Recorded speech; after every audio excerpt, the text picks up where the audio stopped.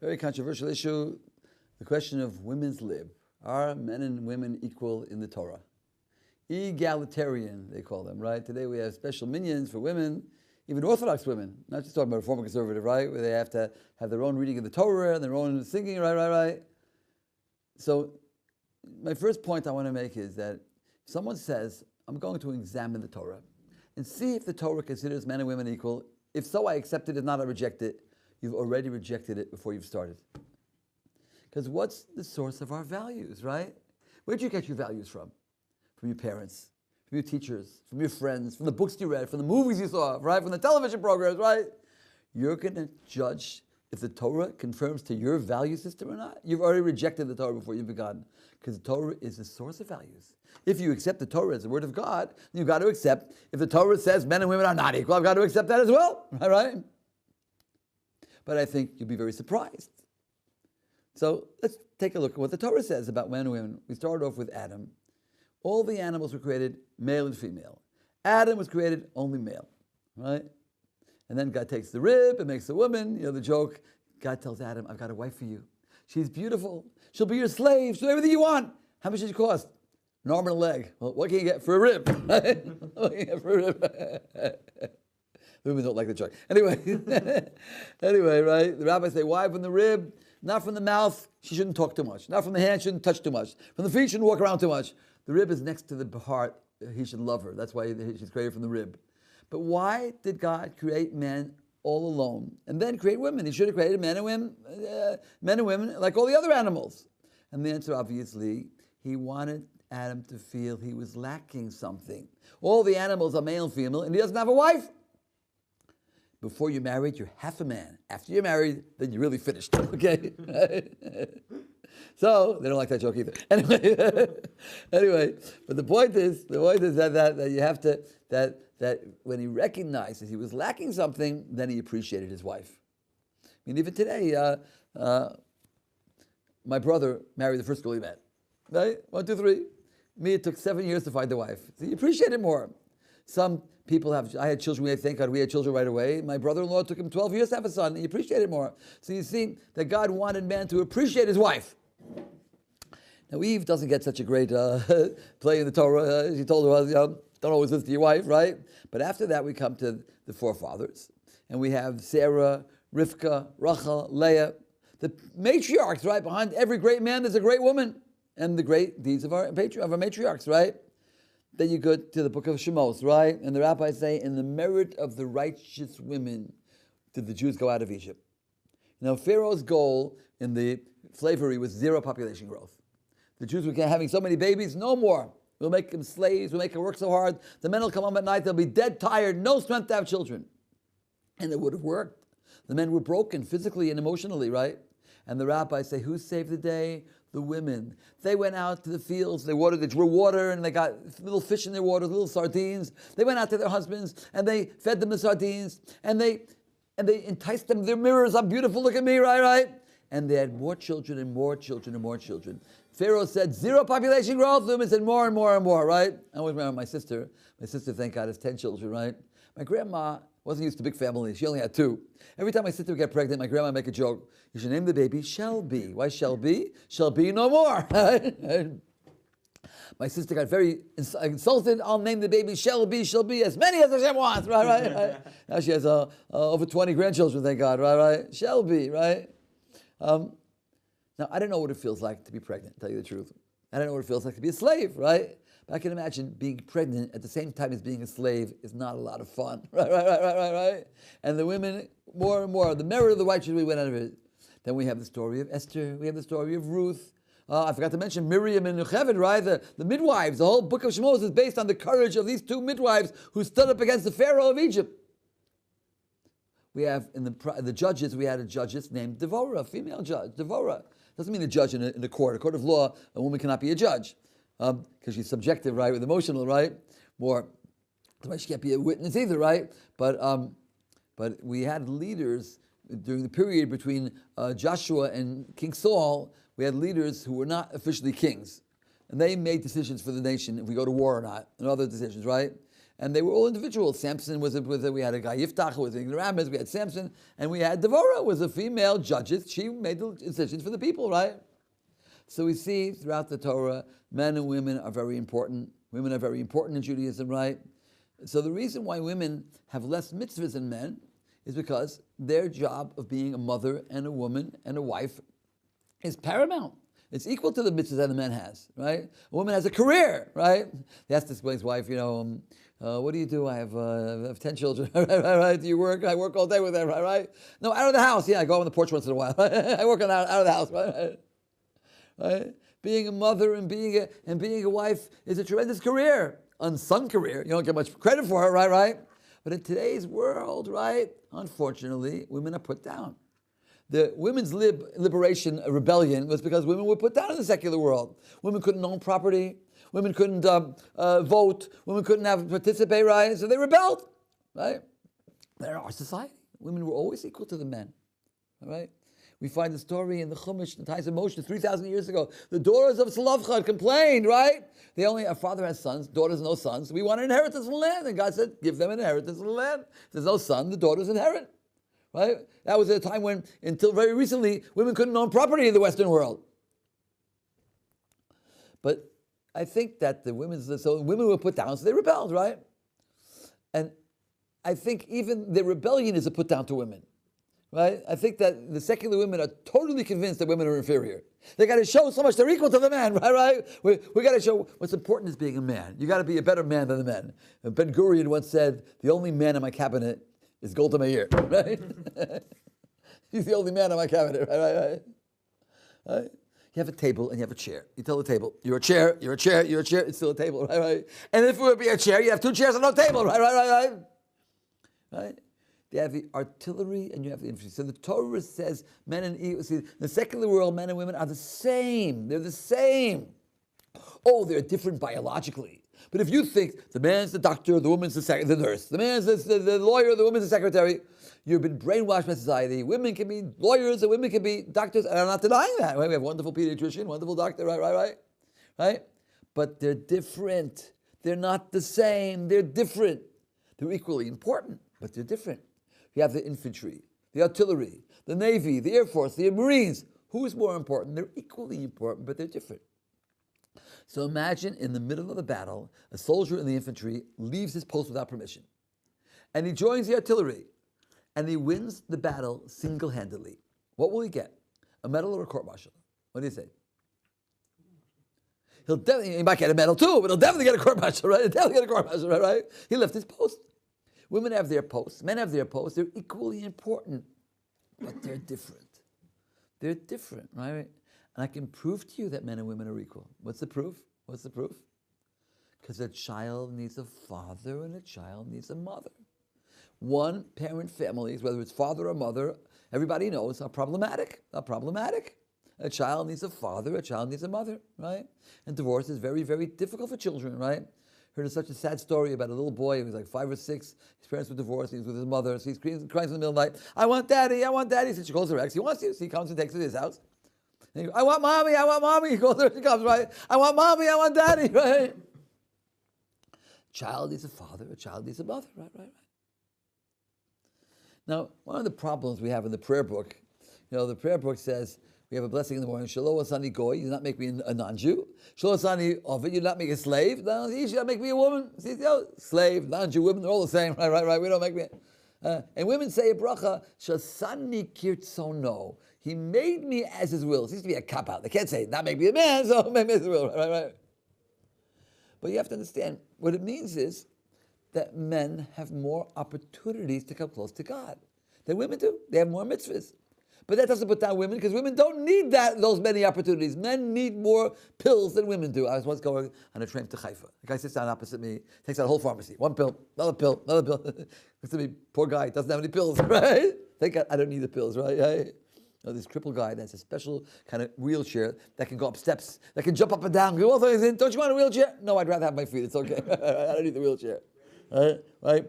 Men need more pills than women, and they have more mitzvahs than women.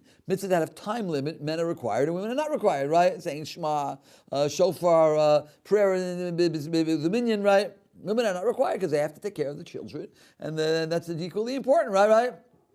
But they don't need it. They can get to the same place without it, right? But when a man has to thank God for the mitzvahs, the fact is that a man has more opportunities to come close to God than a woman does. He has to thank God for that. I could have been a goy, a non-Jew, with 7 mitzvahs, right? Did you know that we are the most liberal religion in the world? We're the only religion in the world that promises heaven to non-members, right? Every other religion, you got to be a member. You got to be a Catholic or a Protestant or a Hindu or a Buddhist or a Muslim. And you'll hear the music playing and the drums beating and you'll see the light. You'll get to heaven guaranteed or your money back, right? But you have to be a member. A non-Jew comes to be a Jew. We tell him it's not necessary. Keep the 7 laws of Noah. Live a moral life. Don't murder. Don't steal. Don't commit adultery. You go to heaven, right? You want the highest heaven. There's a difference between 7 and 613, right? Of course, you can join us. Open admissions. We cannot refuse a convert as long as it's sincere. Truth of the matter is we try to make sure this is here. They don't want to just marry a Jewish girl or a Jewish boy. In any case, I could have been a non-Jew with 7 laws, and I'm a Jew. It don't make me a goy. I could have been a slave. This refers to a non-Jewish slave that's bought by a Jew who has to keep a number of mitzvahs. He has to keep Shabbos. He has to keep kosher. He doesn't have to keep tefillin. He doesn't have to keep mitzvahs like a woman. So he has more than a goy, but not as many as a woman, as a man. And I could have been a woman and have less opportunities to come close to God. And I'm a man. I have to thank God for that. Now, what was it? Sani Kitzona. We find that exact same text in one of the holiest prayers in the Siddur. Yiskadel v'yiskadei shmei Rabbi in the Kaddish. May He sanctify and glorify His great name. Be'alma divrach, He will say in the world He created as His will. As His will, the will of God. That's the highest thing there is. So God wanted me to be a woman. He created me as a woman. Sani Kitzona. Now, the beauty of the Torah is that men have their things, and women have their things, and they put together. It's a harmony. It's a harmony between them, right? And when men and women understand their roles and their place, husband and wife are not just competing with each other, right? In the secular world, it's a competition, right? They're working together to build a Jewish home, so they can bring up a family. They can bring up a family. That's the beauty of it, right? But yes, the concept is potential for love. Love comes after marriage, right? Love comes out. It says in the Torah that Yitzchak married Rivka and he loved her in that order, right? When you build, because what does love mean? What does the word love mean, right? I love you. When a man says to a woman in the secular world, I love you, what does he mean? I love you. I love chicken, right? I love fish. You don't love the chicken. Why did you kill the chicken? Why did you kill the fish? You don't love the chicken. You love to eat the chicken. You love to eat the fish. I love what I get out of you. You make me feel so good, right? So, in our dating system, the first thing is someone suggests you should meet this person, right? If you're not ready to get married yet, don't even start, right? You have to start off with, first feel you're ready to get married before you even start dating. Otherwise, don't even start dating, right? Then someone who knows both of you suggests that this person might be good for you. There are professional matchmakers that take a lot of money, right? But most matches are made by friends or relatives, right? A husband and wife are married, a young couple. They invite guests to the house for Shabbos, right? 1 week her friends, 1 week his friends. I think that this girl and this guy have a lot in common, right? So if someone suggests you might have something in common. Not always, but and before you even start, you find out information. They give you telephone numbers. Call this person, find out as much information as you can about that person, and you decide, is this the kind of person you want to marry? So before you even met them, you've already decided, is this the kind of person? If both sides found that information, they go on a date, they sit and they talk. In the secular world, you hold hands, you're like this, right? Your emotions are aroused, your body is aroused. How are you supposed to make a rational decision if this is the person you want to spend the rest of your life with, right? If you're so aroused, right? You can't, right? And the body speaks more than before the mind, right? You have to have emotions, but should the emotions before the mind or the mind before first the mind, then the emotions, right? So we talk. I mean, how long does it take to decide if you like the way this person looks? 2 years or 2 seconds? 2 seconds, right. If you don't like the way a person looks, I'll tell you, the first girl I went out with, they set me out with a girl, I couldn't look at her face. Right. And I felt very guilty. I came out to my rabbi, I came out with the girl, she wanted to see me again. So I went to my rabbi, I went out the first time, I couldn't look, you have to be able to look at your wife's face. She's not for you. I felt so relieved, right? Not for you, right?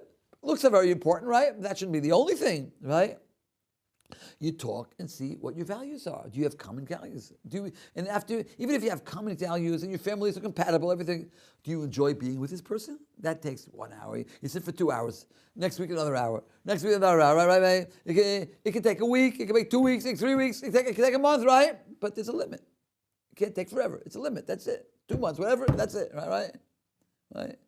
I told you, it took me 7 years to find a wife. When I met my 2 weeks, we were engaged, right? My kids did it in 1 week. That's pretty fast, right?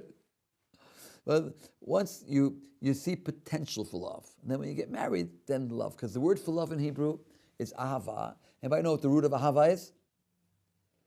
Hav, which means give. The more you give, the more you love. The more you give, the more you love. Right? Person A is giving you and giving you and giving you. Person B, you're giving. Who do you love more? Person giving you, the person you're giving. What do you say, Binyamin? Right? Prove it. Where do you see a relationship where you see that? Show me a relation where you see that. You're right. Where do you see that? Show me a relation where you see that. Parents and children, right? Parents give. Children take. Who loves who more, right? How often do parents throw a child out of the house? Very rarely. How often do children run away from home? Very common, right? So in marriage, you have to understand, right?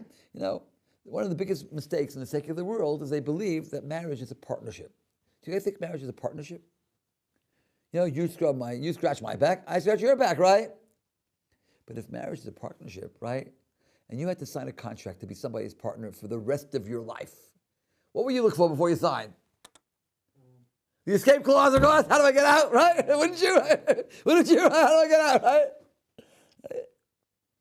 I mean, if marriage is a partnership and you're not doing everything you can to make me happy, then why should I do everything I can to make you happy, right? And that's how marriages break up. That's not the Jewish concept. Jewish concept of marriage is a bond. It's a bond. It's a kesher. It's a connection, right? Famous story of Aryeh Levine, the tzaddik in our times. In the beginning of the state, he takes his wife to the doctor. His wife hurt her foot. Our foot hurts us, right? Whose foot hurts who? Our foot hurts us, right? When you get married, you make a bond. You become one. And that takes a lot of work. That does not come automatically, right? Do you guys believe in love at first sight? Love at first sight? I do. First time I took I put my eyes on this girl, I knew I would love her forever. My daughter, my granddaughter. You appreciate your daughter. Before I met my granddaughter, I loved her. I had to go to the hospital to see her. It's part of you. You see yourself. You love yourself. You see, right? But with a wife, it's a lot harder, right? Two different people. Men and women are different. Even if they come from, that's why it's advisable to marry someone from a similar background. Bal tshuva, FFB, Sephardi, Ashkenazi. It's not necessarily so. It's advisable because men and women, even when they come from the same background, are so different. They have to bridge so much that the less differences, the better, right? Of course, it's possible. I married an Israeli. It's possible to overcome differences that are different as well. You can, right? It's more difficult. That's all. It's advisable to marry. So that's the point. That with a wife, the idea is making a bond, and the more you give, the more you love. The more you give, the more you love. That's the route to a happy marriage, right? And the truth of the matter is that Orthodox Jews have one of the smallest divorce rates in the world. Right? I don't know the statistics today. In America, the last statistics were 60%. Probably more by now, I'm sure. Doesn't mean the other 40% are happily married. They just don't feel like getting divorced. Right? It's very difficult to get divorced, right? People live parallel lives. Someone's told me we live parallel lives, right? Not together, separate, right? Jews among Jews, the last statistic I heard was 30%. Probably higher today. Orthodox Jews, I think it's still under 10. Under 10. Unfortunately, it's growing because we are influenced by our environment and we live in a throwaway society, right? You ever take the shoe to the shoemaker and says, don't pay to fix it? Don't pay to fix it, right? Throw it out. That's how people look at their marriages. Don't pay to fix it. Too painful. Just get divorced, right? But we still have the smallest divorce rate. And one of the reasons why the Orthodox Jews have such a small divorce rate is because we have a built-in preservative in our marriage. And those are the marriage laws. The marriage laws, Hilchos Nida, the laws of marriage, the fact that family purity, the fact that 2 weeks every month when a woman has her menstrual cycle, husband and wife cannot have any physical contact. That's the preservative of marriage. Yeah, couples that are married 20, 30 years to get divorced, they say, there was nothing left. We fell out of love. What do they mean by that? There was nothing there in the first place except the physical attraction. And now, 20 years later, she's not so pretty anymore. Secretary's not prettier. He doesn't have such a sex urge. There's nothing left. Right. So Jewish couples, 2 weeks every month, husband and wife, they have we call it a brother-sister relationship, right? They're living in the same house, same room, separate beds, but no physical contact. They can't even pat things to each other, right? But they're living in the same house. They have to bring up a family. They have to interact, so they have to communicate verbally. They have to be able to communicate verbally, which builds a real relationship, right? Which is later in life when you don't have the sexual action, it keeps it going, right? I had an uncle and aunt that were in love. They were in their 70s, 80s. You can see how much they were in love, right? My parents, thank God, also. Right? Keeps on going. So 2 weeks every month, the husband treats his wife as a person. Then comes the night when she goes to the mikveh. That night's supposed to be a secret. No one's supposed to know. I know a woman, the night she had to go to the mikveh. Her in-laws came from America. So what did she do? She got dressed up and she said, I got to go to a wedding. She did go to a wedding. Whose wedding? Her wedding, right? She has a honeymoon every month, a honeymoon, right? So you always look forward to it. It's always special. And then for 2 weeks, he relates to his wife as a woman, right? And that's the best time, by the way, to get pregnant, right? Right after the period is the best time to get pregnant, right? He has to wait 7 days, 5 days, 7 days. In fact, women who have big families who don't want to get pregnant right away and they don't want to have use birth control, one thing they do is they push off the night of going to the mikveh a few days, so it's not exactly that same time, so there's less chance of getting pregnant. It's not foolproof, but... Isn't it in a 7 to 10? Some people do 7 days, some people do 10 days? So? No. It's you have to start after the bleeding. It's usually 5 days, at least 5 days for the bleeding, and then 7 clean days. And 7 clean days, if you spots during the middle, it's more. It can be more than 7. It's a minimum of 7. After 7 clean days, then she goes to the mikveh. So it's a minimum of 5 plus 7, 12 days. It could be more. It could be more depending on So 2 weeks every month, husband and wife, and then 2 weeks. And that is a built-in preservative of a Jewish marriage, right? And that's not the only thing. The fact that the husband and wife are working together to build a family, to build a home, a Jewish home. That's the idea, right? Today we don't have a Beis HaMikdash, so the Jewish home, that's the Beis HaMikdash. That's the Beis HaMikdash, right? And they say the table is our altar, the food is our sacrifice, right? And we bring up the children, right? That's the fruit. So, and from a Torah perspective, men and women are equally important, but different. They have different goals, and they interact with each other. It's a harmony, right? And in Judaism, we have the physical pleasure and the spiritual pleasure, right? And it's a harmony together, right? Secular world, either you go to a monastery and you're celibate, you'll get married, right? Or if it feels good, do it, right? In Judaism, we make a harmony between the physical and spiritual aspects of our lives. Shabbat is a spiritual day. If I had never heard of Shabbat before, someone told me one day a week we dedicate to God, I would have thought we pray all day and fast all day like Yom Kippur, right? We eat on Shabbat, we sleep on Shabbat, we do physical things, right? Because we want to make a harmony between the physical and spiritual aspects of our lives. And I'm going to tell you a secret many people don't know. You want to hear a secret? If you succeed in making a harmony between the physical and spiritual aspects of your life, you enjoy the physical more. I repeat, you enjoy the physical more. And the reason for that is very simple. Because physical pleasure is limited, right? When you eat and you're stuffed, you can't look at food anymore. You indulge yourself in any physical pleasure, you can't look at it anymore, right? But when it comes to spiritual pleasure, revenge is sweet, right? That's a spiritual pleasure. It's a negative one, right? Honor is sweet. Physical, spiritual pleasure. More honor, right? You save someone's life. Hatzalah, right? You feel good to save someone's life? Save another life. Enough lives! You ever say enough lives, right?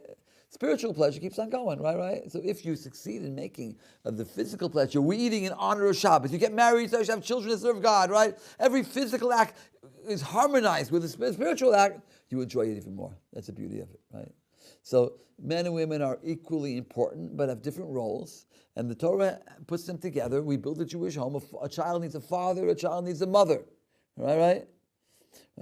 And love comes after marriage. The dating period is to see potential for love. You have to see potential for love, right? But the more you give, the more you love. The more you give, the more you love, right?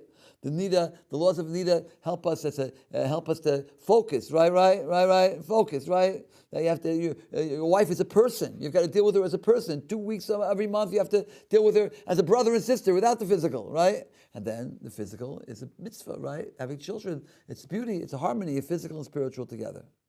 That's the basic concept. Any questions? Comments? Arguments? I rest my case. Thank you very much.